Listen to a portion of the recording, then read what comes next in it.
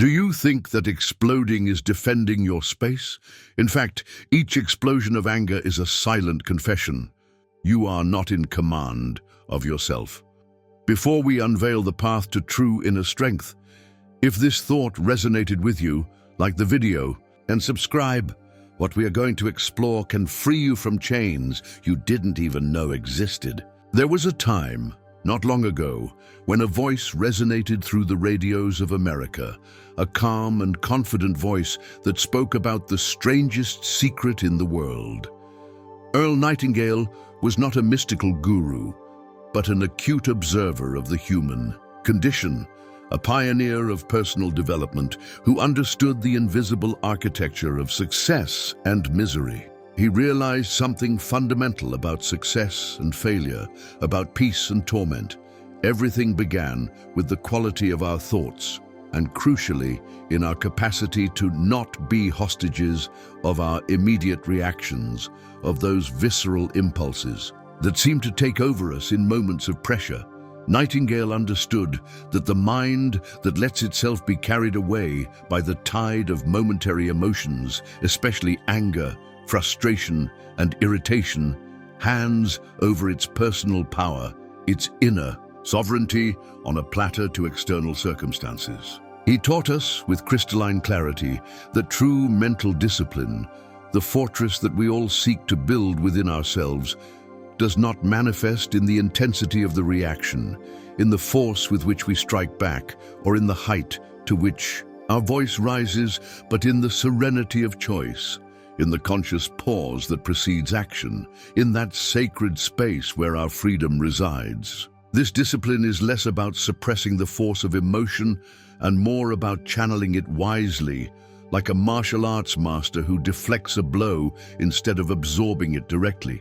The philosophy implicit in his words echoes of ancient wisdom, reverberating through the centuries, from the Greek and Roman Stoics who preached ataraxia, that coveted absence of disturbance, a state of lucid tranquility even amidst chaos, to the Buddhist teachings about the impermanence of mental states, which remind us that emotions, like clouds, come and go, and that our essence remains intact if we do not cling to them.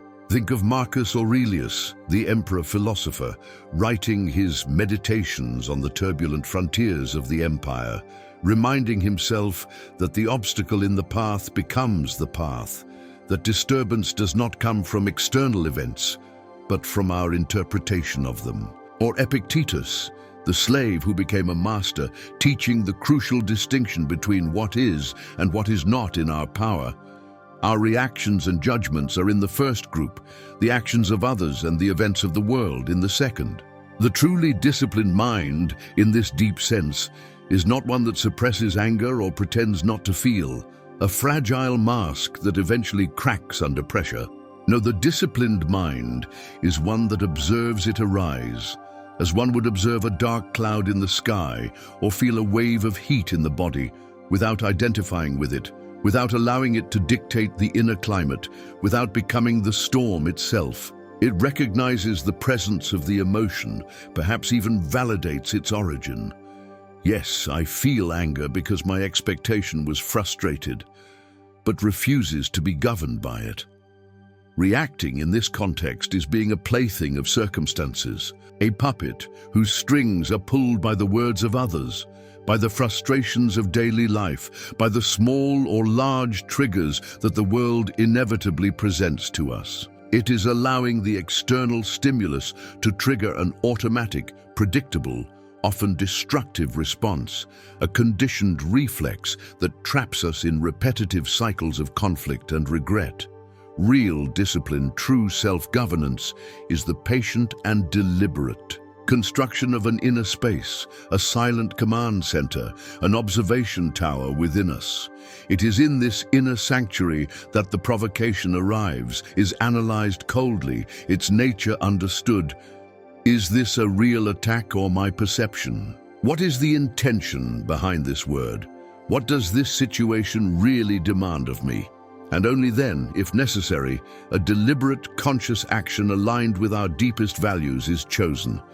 This is what modern neuroscience begins to map, The difference between the amygdala hijack, our primitive emotional center that triggers the fight or flight response, and the activation of the prefrontal cortex, the seat of our reason, planning, and impulse control. Practicing this pause, this observation strengthens the neural pathways leading to the prefrontal cortex, literally reconfiguring our brain to respond more wisely. Contrast this vision of inner power and chosen serenity with the noisy and frenetic stage of the contemporary world. We live immersed in a culture that frequently confuses reactivity with authenticity and emotional explosion with strength or passion. We are bombarded by narratives that glorify the immediate response, the speaking one's mind, without filter, the performative indignation. Social networks in particular function as gigantic echo chambers for instant indignation, where heated debate, often superficial and hostile, replaces thoughtful and empathetic dialogue. Patience, the ability to listen before speaking, to consider different perspectives, is often seen as weakness, indecision, or indifference. We are constantly provoked by notifications, alarmist headlines, polarized opinions, stimulated to respond immediately, to take sides, to defend our wounded ego tooth and nail, as if our very identity were at stake with every small disagreement. In this incessant vortex of chain reactions, the deliberate calm, the reflective pause that Nightingale so valued and that the sages of all eras cultivated, seems almost a subversive act, a silent rebellion against the tyranny of urgency and immediacy. Society pushes us outward, towards the noise, towards the impulsive response, towards external validation. But this constant agitation, this need to react to everything, robs us of inner peace, fragments us, disconnects us from ourselves, and prevents us from accessing our own internal compass, our source of wisdom and discernment.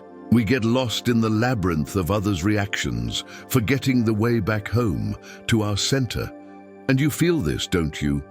Deep in your soul, you recognize this dynamic. You feel the accumulated weariness of being caught repeatedly in the same emotional traps, that seemingly harmless comment that throws you off balance, igniting a disproportionate internal fire. That specific person, perhaps a co-worker, a family member, or even a stranger online who seems to push your buttons on purpose, knowing exactly how to provoke your most explosive reaction. That frustrating situation in traffic, at work, at home, that makes you lose your composure, say or do things you regret almost instantly. How many times have you found yourself reliving an argument in your mind, thinking of better responses? Or worse, feeling the bitter taste of losing control, the shame of not having been the best version of yourself? This internal struggle, this uncomfortable feeling of being dragged by an emotional current that you do not master. Like a rudderless boat in a storm, this deep fatigue of always reacting the same way, even knowing it is not constructive. This is not a sign of weakness, but rather a powerful sign that a part of you, the wiser and more authentic part, yearns for a different freedom, an inner sovereignty that does not depend on external circumstances, that cannot be shaken by the words or actions of others. It is the classic conflict between the desire to be master of oneself, to live with intention and purpose, and the ingrained, almost unconscious habit of being a slave to automatic reactions, to emotional patterns learned perhaps in childhood, perhaps in painful past experiences. This tension is the call to transformation. The great turning point, the transformative insight that can radically change your life experience, happens when you realize that genuine mental discipline is not about fighting against emotion, as if it were an enemy to be defeated by the brute force of will. Trying to suppress anger or frustration is like trying to hold a beach ball underwater. It will inevitably return to the surface, often with more force.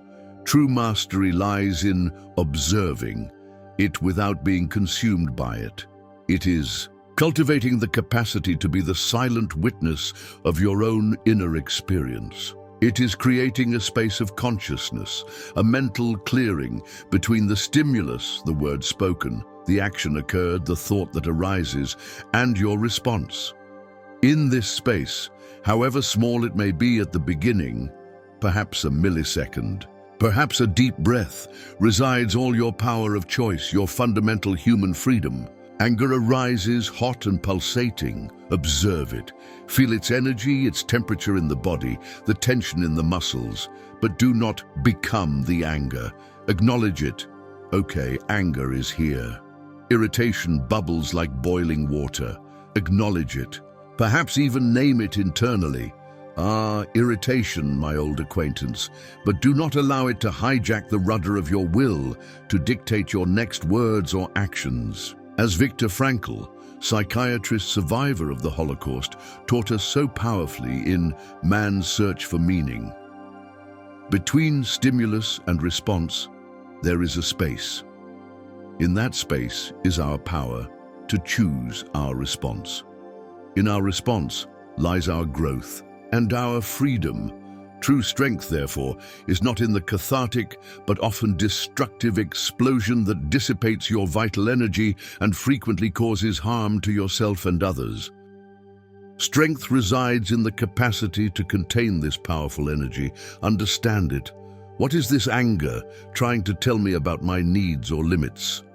And then choose how, when, and if you will use it constructively. You cease to be a walking chemical reactor, predictable in your responses, to become a conscious observer, an emotional alchemist, a strategist of your own inner landscape. You no longer just react. You learn to respond with intention, clarity, and integrity. You become the conductor of your own emotional orchestra instead of being just an instrument played dissonantly by circumstances. So, the proposal here is not a Herculean effort of forced self-control, a constant struggle against your own nature, which would be exhausting and unsustainable. It is, first and foremost, a gentle and persistent invitation to self-awareness, to curiosity about your own internal processes. Start practicing the sacred pause, the liberating interval. The next time you feel the familiar twinge of irritation, the heat of anger rising in your chest, or the pang of frustration before opening your mouth or acting impulsively, try this. Breathe deeply, once, twice, 3 times if necessary. Feel the air coming in and going out. Anchor yourself in the present. Create a millisecond, a second even, of space. In that space, ask yourself powerful questions. What am I feeling exactly? Why? What is the most intelligent, most useful response? Most aligned with who I want to be in this moment? Will reacting impulsively now bring me closer to or move me away from my goals, my values, the person I aspire to be? What is the result I truly desire here? Observe the emotion. Acknowledge its presence without judgment. It's okay to feel this, but then deliberately choose your action, or perhaps your conscious inaction. Perhaps the most powerful response is dignified silence. Perhaps it is a calm question to seek clarification. Could you explain better what you meant by that? Perhaps it is a firm yet respectful assertion of your limits. I don't feel comfortable with this way of speaking to me. The choice is yours, and it only becomes truly yours when you reclaim that space of consciousness between the trigger and the response. Each time you practice this pause, you strengthen the muscle of self-awareness and self-control. The consequences of this gradual but profound transformation go far beyond simply avoiding arguments. Imagine the immense freedom of no longer being vulnerable to external provocations, of not having your state of mind dictated by the actions or moods of others. Imagine the mental clarity that emerges when the thick fog of emotional reactivity dissipates, allowing you to see situations with more objectivity and make wiser and more thoughtful decisions. Your interactions with others become more constructive, more empathetic, more authentic. Your relationships deepen as you become a more stable and reliable presence. Your vital energy, previously wasted on explosions and fruitless ruminations, is preserved for what truly matters: your projects, your dreams, your personal growth, your significant connections. The calm you cultivate is not passivity or indifference. It is a serene power, an unshakable resilience that emanates from within. It is the foundation of true leadership, starting with the government of oneself, the only leadership over which we have absolute control and total responsibility. It is becoming the captain of your soul, the master of your emotional destiny. The fundamental question that remains then is not whether the world will stop provoking you, testing you, pushing your buttons. It probably won't. We live in a complex and often challenging world.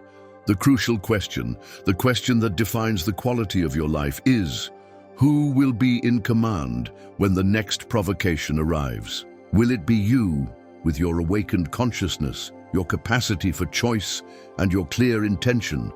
Or will it be the autopilot of your habitual reactions, of your conditioned patterns, of that version of yourself that you secretly wish to overcome?